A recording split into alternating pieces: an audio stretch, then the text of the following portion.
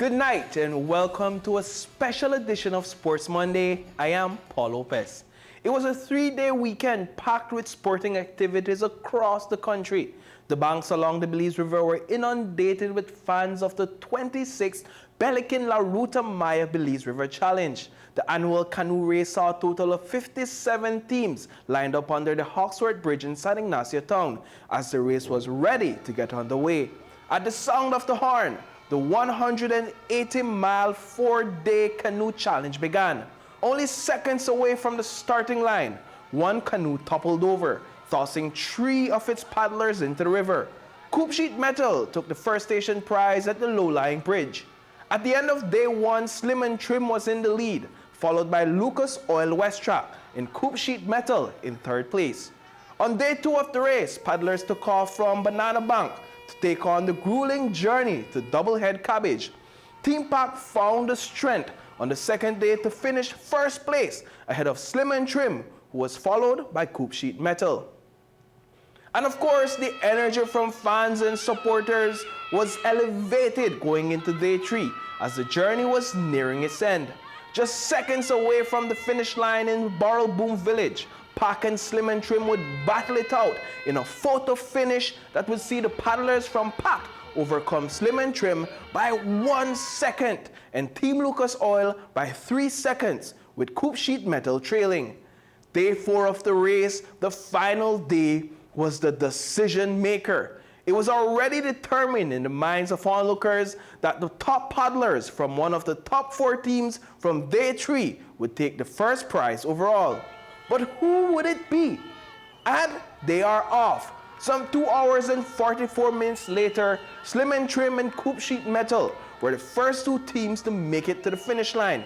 It was another photo finish at the Belikin Bridge between these 2 teams. Defending champions Team Pack was the 3rd to arrive on the final day. We heard from the young paddlers who represented Team Slim and Trim. I feel proud of myself and my teammates that we managed to come in first in Belikin La Ruta Maya and to win the first day and the last day. From months before, that was the plan, to try to win the first day and the last day, because we know like it's really hard for the other team, and like the first day is shallow, so we advantage then was there. And from the banks of the Belize River to the Belize City Civic Center on Friday night, where the Orange Walk Running Rebels showed the Belize City Defenders why they are not a team to be slept on. Prior to the start of the season, there were talks about whether Brian White should hang up his basketball jersey and go into early retirement.